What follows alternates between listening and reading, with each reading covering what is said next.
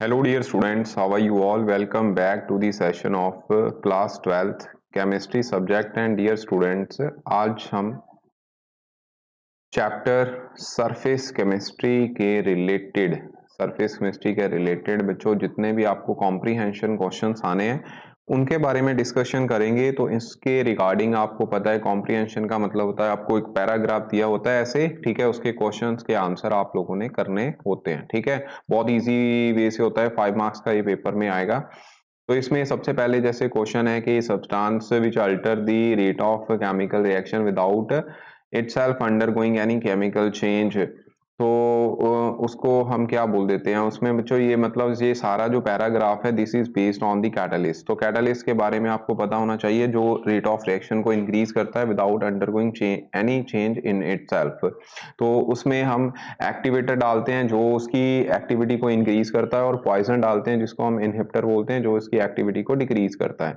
तो यहाँ पे सबसे पहले पॉइजन के बारे में पूछा गया है। Poison is the substance which is used to decrease the activity of catalyst, इसको हम पॉइजन का नाम देते हैं। ऐसे बच्चों दो टाइप के कैटलिस्ट है, मैंने अभी बता दिया कौन कौन से, positive catalyst and negative catalyst, ठीक है। Similarly what are the positive catalyst which increase the speed of reaction, उसको हम पॉजिटिव कैटलिस्ट बोल देते हैं। What are the what is catalyst? Catalyst is a substance which alter the rate of chemical reaction without itself undergoing any chemical change, ठीक है, उसको हम क्या कैटलिस्ट का नाम देते हैं। और प्रमोटर क्या होते हैं? जो सब्सटेंस से इनहांस करते हैं एक्टिविटी ऑफ द कैटलिस्ट, उनको हम प्रमोटर का नाम देते हैं। सो ये आपका पहला था। उसके बाद सेकंड जो है उसमें बच्चों आपको क्या है, read the passage and answer the following questions. Lyophilic sols are more stable than lyophobic sols, ठीक है। दिस इज द फैक्टेड due to the fact that the lyophilic colloidals are extremely solvated and colloidal particles are covered by the sheath of the liquid which is in which they are dispersed, ठीक है। तो colloidal particles के regarding है ये सारा paragraph है। इसमें सबसे पहले क्वेश्चन जो है what type of colloidals are stable in nature, तो बच्चों लायोफिलिक जो है they are more stable than lyophobic. उसके बाद लायोफिलिक को डिफाइन करना है, जिसमें आपको पता है ये लिक्विड लविंग, यानी कि लायोफिलिक क्या होता है, सॉल्वेंट लविंग मॉलिक्यूल्स जो हैं होते हैं जिनमें दो लिक्विड्स की या दो सब्सटेंसेस की एक दूसरे के साथ ग्रेट एफिनिटी होती है, यानी कि जो डिस्पर्शन मीडियम है डिस्पर्स फेस के साथ ग्रेट एफिनिटी होगी, उसको हम लायोफिलिक कोलाइडल्स बोलेंगे। And which type of colloidals undergo solvation, ये अभी हमने पैराग्राफ में आपको दिया गया है, यहाँ पे आना है लायोफिलिक कोलाइडल्स। आगे है what are protective colloidals. Protective colloid वो होते हैं, इनकी कुछ यूनिक प्रॉपर्टी होती है। For protecting the lyophobic colloidals, these are called as protective colloidals, ठीक है। How protection of colloidal can be done, जो प्रोटेक्शन हम कैसे कर सकते हैं, लायोफिलिक सोल जो है वो हम लायोफोबिक सोल में ऐड करते हैं, और लायोफिलिक पार्टिकल्स जो है वो लेयर बना देते हैं अराउंड लायोफोबिक पार्टिकल्स, जिसकी वजह से वो प्रोटेक्ट हो जाते हैं, thus protect the letter of from the electrolyte, ठीक है।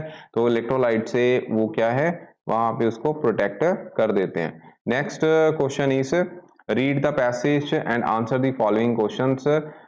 These are mainly of two types: adsorption of gases on solids. If the accumulation of gases on the surface of solid occurs on account of weak van der Waals forces, adsorption is termed as physical adsorption. तो ये physical adsorption और chemical adsorption के basis पे ये question है, ठीक है।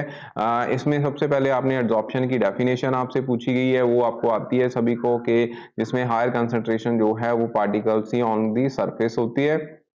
दो टाइप की होती हैं, फिजिकल फोर्सेस और केमिकल फोर्सेस के बेसिस पे हम कोलाइडल सॉल्यूशन को एड्सॉर्प्शन फिनोमिना को डिस्क्राइब करते हैं, जिसमें वैन डर वाल फोर्सेस रहती हैं। वीक वैन डर वाल फोर्सेस वो फिजिकल एड्सॉर्प्शन है, जिसमें केमिकल बॉन्ड बनते हैं, वो केमिकल एड्सॉर्प्शन है, ठीक है। तो which adsorption is known as activated adsorption, ये बच्चों केमिकल एड्सॉर्प्शन को ही बोलते हैं। Condition of temperature which favour the physical adsorption, ये है lower temperature favour the physical adsorption since it is exothermic in nature.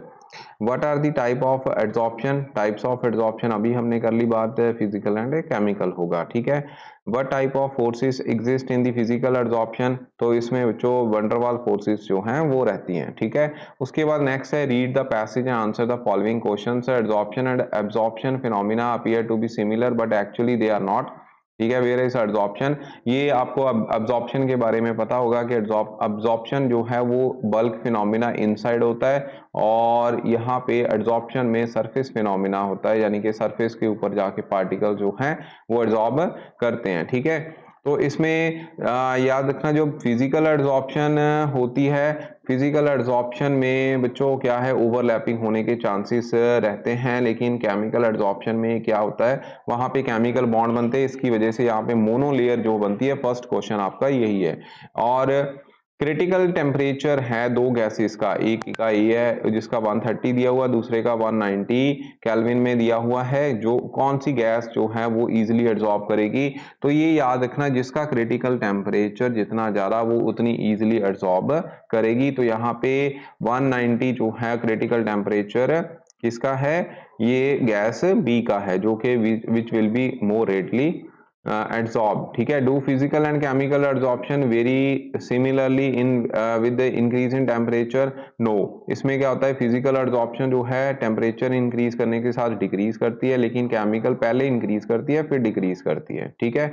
ये मैथमेटिकल इक्वेशन जो है यहाँ से ही आएगी कि जो extent of absorption it is directly proportional to, जब हम ग्राफ बनाते हैं इसका एक्सटेंट ऑफ एब्जॉर्प्शन का, ठीक है, विद रिस्पेक्ट टू प्रेशर, तो इसमें ये प्रेशर के डायरेक्टली प्रोपोर्शनल रहती है, ठीक है। और रेज टू पावर यहाँ पे 1 जो इंटरमीडिएट वैल्यू आती है, लैंग्यूमर ने ये डिफाइन किया था, ठीक है। तो ये जब लो प्रेशर है तब तो ये डायरेक्टली प्रोपोर्शनल है, हाई प्रेशर है तो सैचुरेशन आ जाती है, इन बिटवीन जो है वो p raise to power 1/n के इक्वल होता है। जैसे आप इसका लॉग लोगे तो आपको ये इक्वेशन मिलेगी। ये फ्रेंडुलिक लैंग्यूमेर फ्रेंडुली का एब्जॉर्प्शन आइसोथर्म की मैथमेटिकल फॉर्म है, ठीक है। आगे मॉडिफाइड, आगे है read the passage given passage and answer the following questions, every year winter set we find the smoke, ठीक है। स्मोक के बारे में, स्मोक एक्चुअल में क्या होता है, सस्पेंडेड कार्बन पार्टिकल्स होते हैं on which the droplets are deposit, ठीक है। स्मोक होती कैसे है, smoke is the caused by combustion of petrol, diesel and also a high rice husk in the winter season, ठीक है। राइस हस्क जो उड़ता है उसके और विंटर सीजन में जो पेट्रोल के कंबस्टन है ये कॉजेस रहते हैं, ठीक है। उसके बाद does it have any harmful effect on, yes smoke जो है बहुत हार्मफुल होती है, कार्बन पार्टिकल्स होते हैं जो बॉडी में चले जाते हैं जिसकी वजह से एस्थमा या फिर इवन लंग कैंसर होने के चांसेस रहते हैं, ठीक है। कैसे कंट्रोल कर सकते हैं, तो इसमें पेट्रोल डीजल वाले व्हीकल्स कम चलाओ, सीएनजी जो गैस है उसके जो है चलाने चाहिए जो भी मतलब व्हीकल्स हैं। उसके बाद regular check the pollution of the vehicle, this should be mandatory, ठीक है। तो आगे there should be strict ban on the burning of rice husk rags, ठीक है। Heavy fine must be impose to the defaulters, ठीक है। आजकल तो आपको पता है अभी जो हमारा राइस है, राइस झोने की कटाई होगी उसके बाद जो पराली पराली बोलते हैं इसे हम पंजाबी विच, तो वो पराली जब मतलब कि डिकम्पोज करनी है उसको, उसकी देख रेख करनी होती है, लोग क्या है खेत को आग लगा देते हैं या फिर उसकी वजह से फिर वो हस्क जो है उड़ता है उस, जहाँ फिर और कई कारण रहते हैं उसको जब वो बर्निंग करते हैं तो बर्निंग करनी नहीं चाहिए, ओके। तो ये फिफ्थ, अभी पराली का सीजन आना है तो पराली में ये बहुत प्रॉब्लम रहती है, ठीक है। राइस राइस जब मतलब आम आप देखोगे सड़कों में भी खिल रही होती है, बाकी तो चलो होनी होनी है, ओके। नेक्स्ट इसमें अलम का फार्मूला याद रखना, अलम होता है sodium sulphate potassium, sodium aluminium sorry potassium aluminium sulphate नाल 24, यहाँ पे साथ में 24 वाटर मॉलिक्यूल्स होंगे, ठीक है।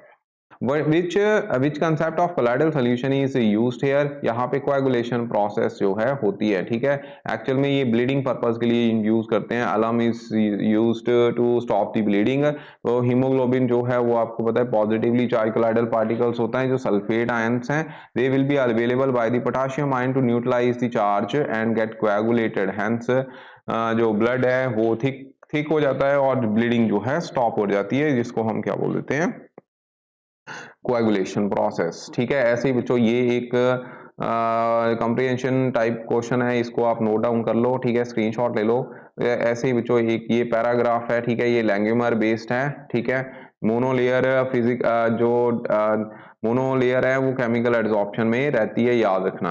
आगे जो लास्ट वाला पैसेज जो है ये वाला है, इसको भी ये मैंने अभी बता ही दिया। फ्रेंडुलिक एड्सॉर्प्शन ने उसने प्रेशर बेसिस पे एक्सटेंट ऑफ एड्सॉर्प्शन जो है, जब प्रेशर हाई है तो सैचुरेशन आ जाती है। ये वाला रीजन जो है वो एक्स रे p raised x upon m equal to k into p raised to power 1/n रहेगा। ठीक है, और इंटरमीडिएट प्रेशर पे, लो प्रेशर पे डायरेक्टली प्रोपोर्शनल होता है। ठीक है जी।